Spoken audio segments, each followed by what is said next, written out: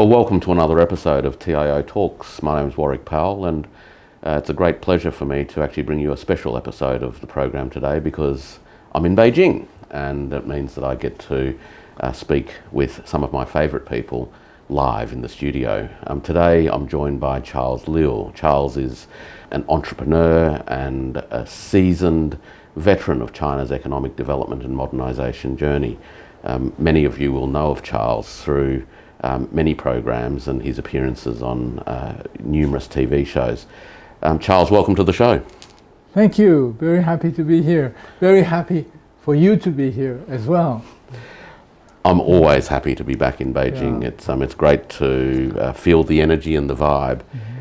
Look, Charles, what I'd like to pick your brains on today is really China's own development journey, but particularly focusing on the transformations in the energy space. I know you've been involved quite a lot in recent years in the renewable energy and solar and those sorts of areas. And perhaps we can just kick off with where you see China's development journey coming from, particularly in this energy arena, and what some of the key points people need to be aware of, thinking and understanding what's going on in this space.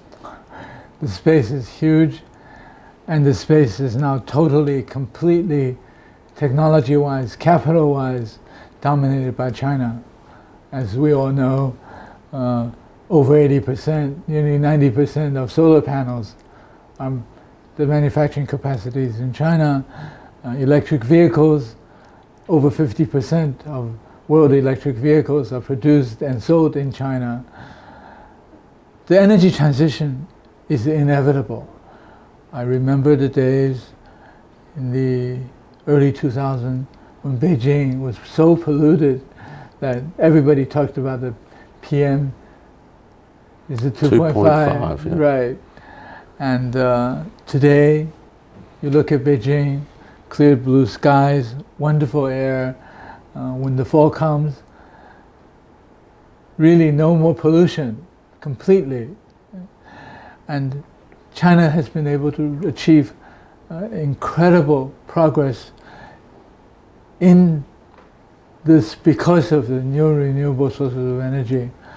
Now, in terms of the contribution to the world's development in this sector, I think it's clear that because of the Chinese government's disciplined support for the sector, newer renewables now, like solar, for example, prices have fallen by 90%. It's now the cheapest form of energy.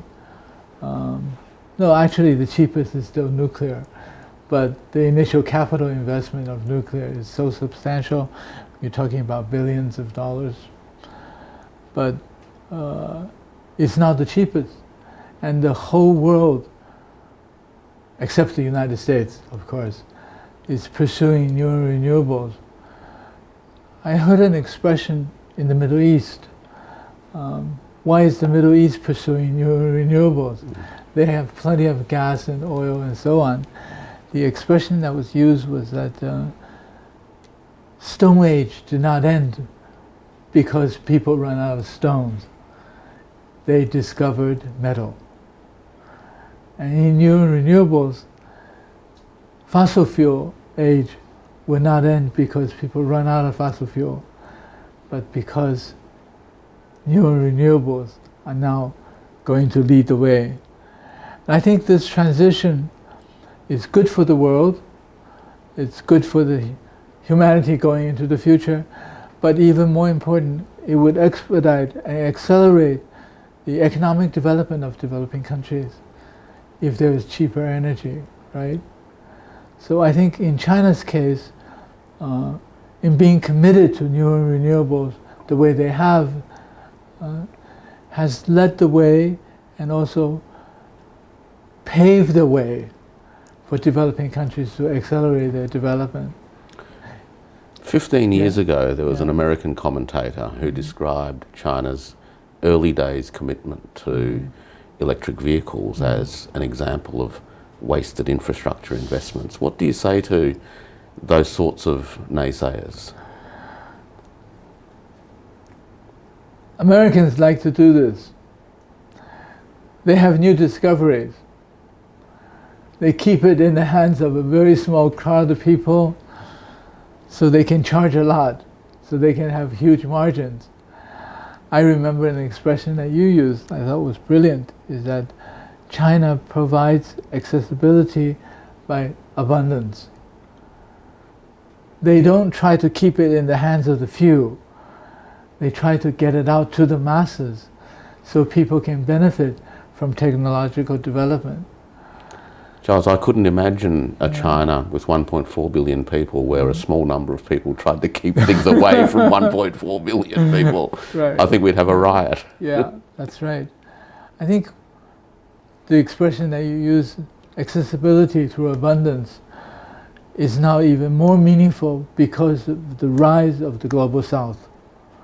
You cannot continue to suppress the Global South from seeking peaceful development routes and accelerated development, right? And what happened in Africa, for example? Why did Africa, over the course of the last 10 years, develop so rapidly? I think one thing is to kick the colonial masters out in a very clean way, and then control the resources which they own. But the other part, which is significant, again, this is an African friend who gave me this expression, that we're thankful to Shenzhen.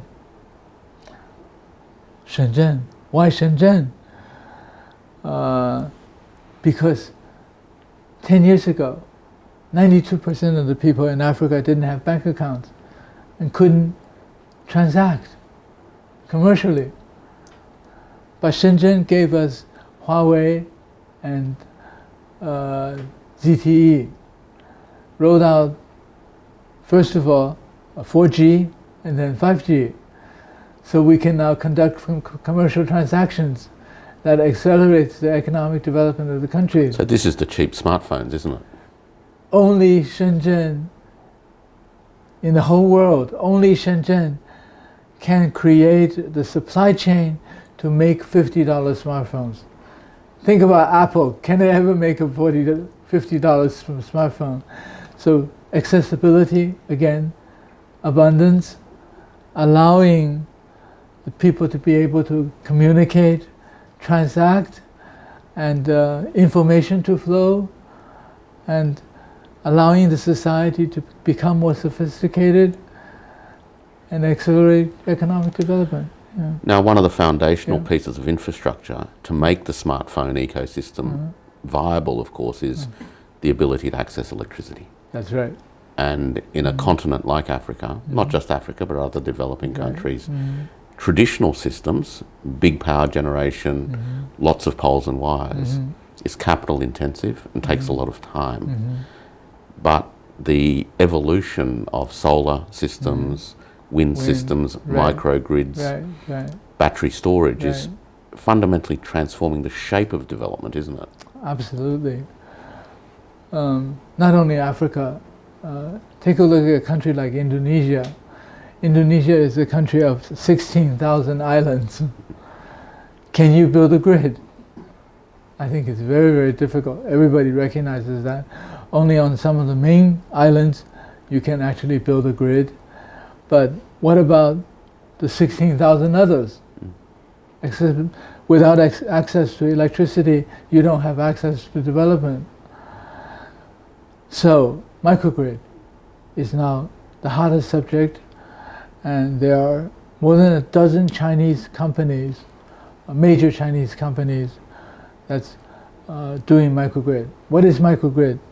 Using solar mainly to capture and create electricity, using batteries for storage, and then using a mini grid for a village, for example, or actually industrially it's being used, many mining operations in the mountains.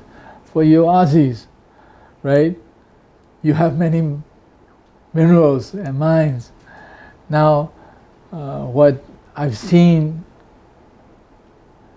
a number of Chinese companies have done is to create a new form of power supply for mining operations. Everything is solar. The trucks are electric as well. So you don't have to think about laying hundreds of miles or 1,000 miles of cables to transmit electricity. And I think for developing countries, this is really significant because one village can have a system that supplies power, that allows the village to enter the modern age, right? The other thing is, with the smartphones, of course, and connecting it up to electricity, it opens up the pathway to, in some regards, the next frontier, which is computational capability and artificial intelligence. You touched on the Middle East earlier, and part of the story, as far as I understand, is not only the expanded development of renewable energy systems there, but it's to support the strategic ambitions around data centers to support the next frontier of digitalization. I think on that score, there are a lot of geopolitical and actually global strategic objectives or considerations that has to be brought to the fore. One reason I suspected, I don't know if this is really true, that the internet age did not explode in Europe. And one reason, I think, is the high cost of energy. Why are there only one or two companies, SAP and so on, out of Europe that really was able to make a footprint on a global basis? High cost of energy. And the Europeans are continuing to commit suicide instead of using very cheap gas piped in natural gas from Russia, decide to blow up the pipelines and import LNG from the US. That's committing suicide, because without energy, without cheap energy and cheap natural resources of all types, you can no longer be competitive on a global basis. And I have not seen in history any country that can re-industrialize after deindustrializing. And what we see in Germany, for example, over the course of the last, I think 5 or 6 years, the use of electricity actually declined by 17%, which is very substantial, which is a deindustrializing process. But they still live in their dreamy world of liberal idealism, you know. Where that's going to take their country is really hard to say. I think UAE is an example of trying to move to the forefront of the sector that you are an expert in, namely AI, building a Middle Eastern Stargate, and there is now an attempt also by some Middle Eastern investors to build a Russian Stargate. Without data centers, you don't go into the digital economy, and you can't move to the next phase of development. But data center, power.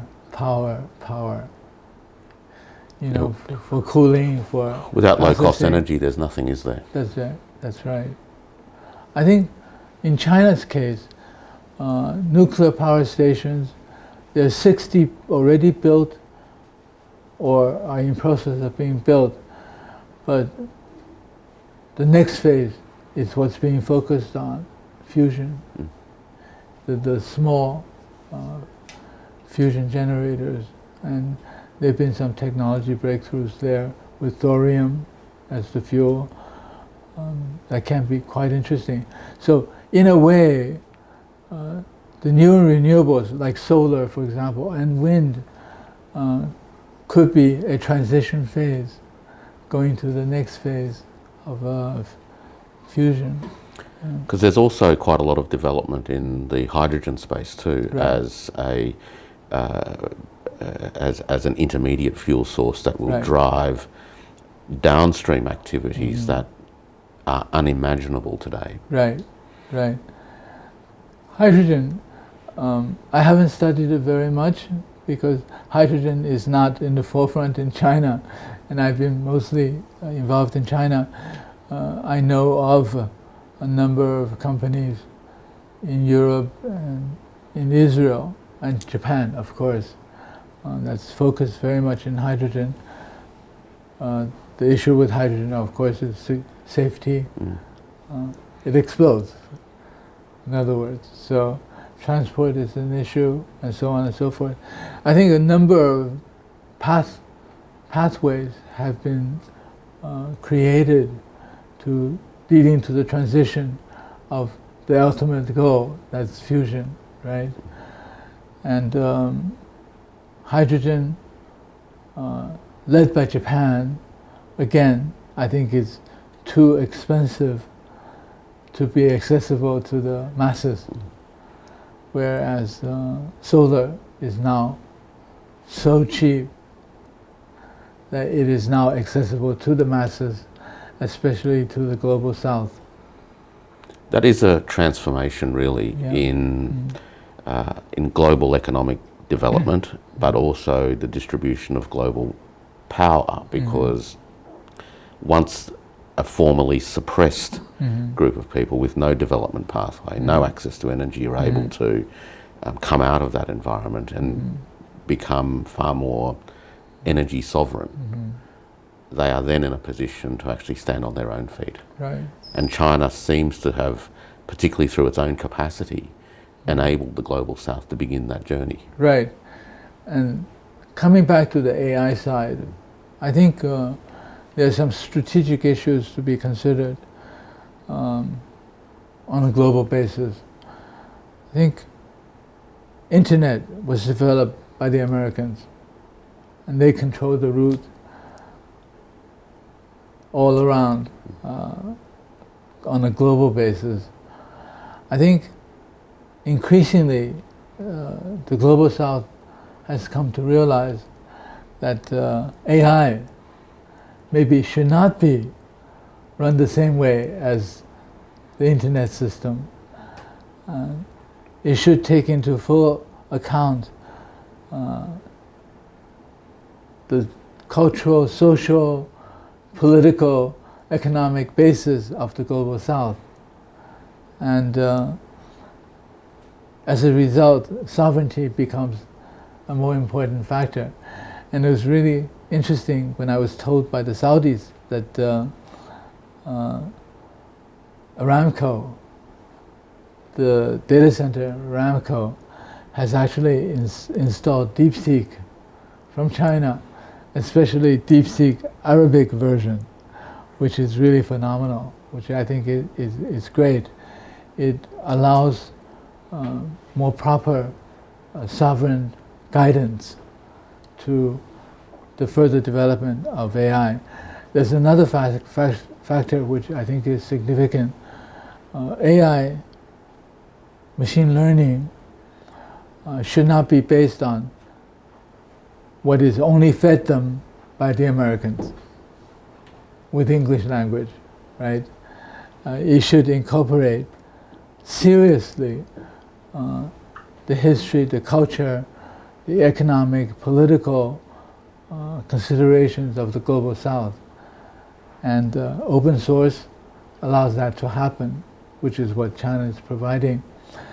But I think even more important, what China can contribute to the AI side is settings. There are more industrial, scientific, manufacturing settings in China than any place in the world. And machine learning with these settings could be more useful and helpful for developing countries on their development path. Yeah, without a doubt. Yeah. Now, there's something that I've got to ask you about, actually. We're in Beijing, and a little while ago there was a major celebratory event, which is the 80th anniversary of the victory over Japanese aggression and global fascism. And China, of course, demonstrated a vast array of new defence technologies. You remarked to me off air that you had some observations about some of that equipment, and I think the audience would really appreciate those insights. There are a couple of things with that. I think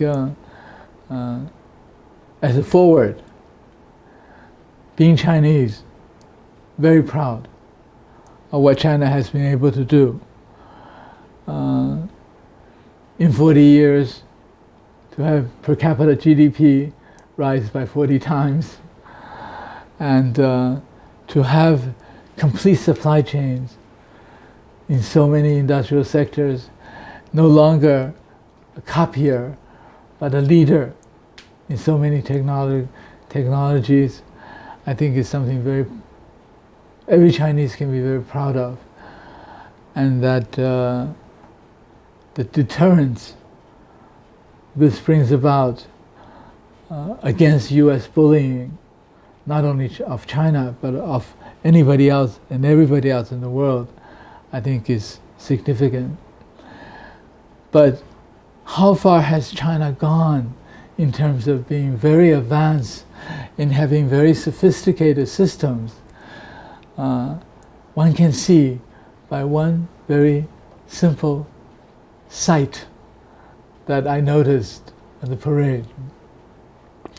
The last military parade, the big one, I think 10 years ago, or I don't remember how many years ago, you see the main battle tanks come, and then the other military vehicles come, and then the missile carriers come, so on.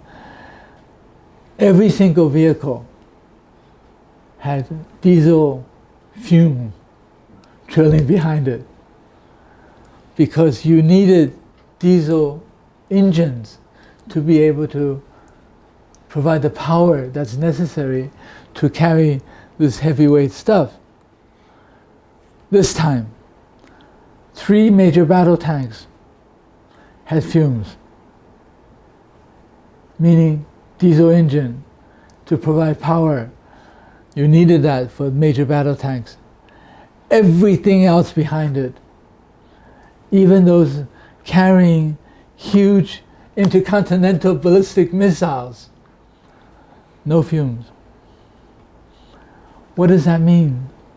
That means the whole transport system of the PLA has now become unified in having hybrids or electric. Now what does that mean? That means a unified battery system that you can do battery swaps. You don't have to have battery charging on the battlegrounds. Or fuel tankers even. Or fuel tankers in the backup systems. And doing rest time, solar capture for recharging. Just like how my Egyptian friends and the Kenyan friends are talking about a very interesting concept. Egypt, because of the pyramids and the tomb of the pharaohs and so on, is a big tourist country. And Kenya, because of the big safaris, big tourism country, are trying to convert all of their tourist buses to electric, because you send the tourists to the pyramids, they come out and they go and look around a couple hours, during which time the batteries are recharged because they have good sun. And what the Chinese have been able to do is to have, I think, maximize what these new technologies can do, not only on the civilian side, but I noticed for the first time on the military side as well. So it becomes a very integrated electrical system, rather than there's diesel, there's gasoline. I don't see the US being able to develop this. Oh, in terms of electric drones, all electric, right? And 90%, 87% of the global supply of drones is also out of China. So China has now the technology, and I think also the manufacturing bases, and the science that goes with it, to lead the way, even on the military side. Yeah. I noticed that the US ambassador made some remarks after the parade, talking a lot about China stealing technologies. How can you steal 5G when the US doesn't have 5G, right? The only competitors to China in 5G is one or two Europeans and the Koreans. And then how can you steal technology of drones when the whole technology and manufacturing and the chips even that controls and manages the drones are made in China? There's nothing to steal from, in the US. I find China's ability, in a sense, is quite remarkable in that it seems to have also been able to steal things that didn't exist. So hypersonic technologies, for example. That's right. I've always been curious about Yeah. how you could steal something that didn't exist. Yeah. There are a couple of points here. I think number one is China produces more scientists and engineers than the US and Europe combined every year. And the best and the brightest would like to go into the sector. Now, unlike my days in the US, when I went to Princeton, when there was still enthusiasm for doing good in the US, by the 1980s, the best and brightest, MBA, business school, Wall Street. So they Forget became about the financial rest. engineers, not, Exactly. not real engineers. That's right, financial engineers. So you don't have real engineers, like you said. And then also there's another facet. I think the education system, the top schools are still the top schools, but the second and third tier has really deteriorated quite a lot, where to the point where a significant proportion of the US population, going from the rednecks to those who doesn't go to college. If you go to college, you still work at McDonald's, flipping hamburgers. When so many of them are now not literally but nearly illiterate. It's this is the other side of not being to reindustrialize. I don't think the US would be able to reindustrialize. So Charles, let's pick your brains one last time on the outlook for the technology. We've already gone through this time. This time, okay, this time, promise. We've, in a sense, brought ourselves up to date. But what does the outlook look like in terms of technology rollout, market access, implementation, financing, and of course the geopolitical risks that seem to be clouding so much of what goes on in the world today? I think the clouding part is very clear. The launching of the trade war by the US, by Donald Trump from his even last administration. But I think the major change globally in terms of development of the global south going forward are two things. One, it's now clear to all that Americans can't be counted on to make any commitments in terms of future policy or to do anything that will benefit the development of the developing countries. That's one thing. The second part, which is even more significant because of what happened just before the military parade, what happened in Tianjin, where Shanghai Cooperation Organization, SCO, has clearly outlined the development from an anti-terrorist organization to an organization to have collaboration in development, in infrastructure building, in revolutionizing the financial sector for the developing countries. What we see with that and the BRICS is a new formula for multilateralism.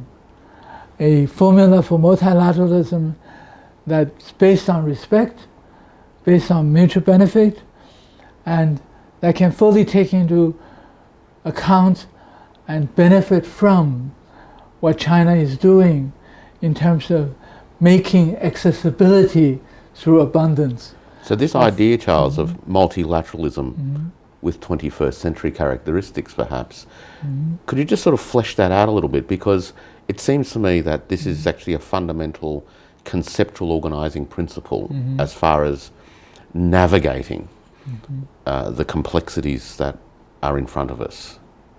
What do you mean by this idea of this new multilateralism?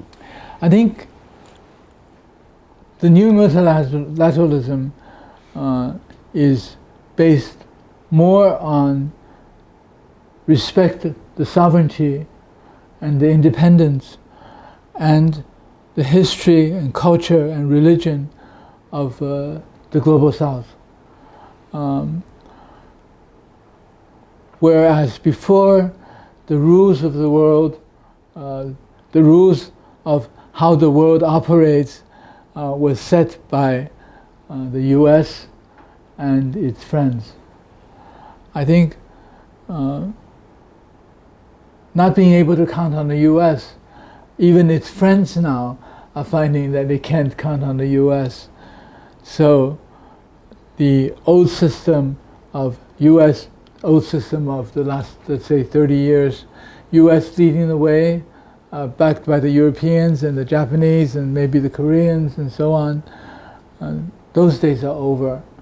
I think the Europeans may still continue to live in that world, so it can feel like it's part of the ruling clique, right? But Europe's decline is accelerating. And I think when you deindustrialize, it's very hard to reindustrialize. You take, for example,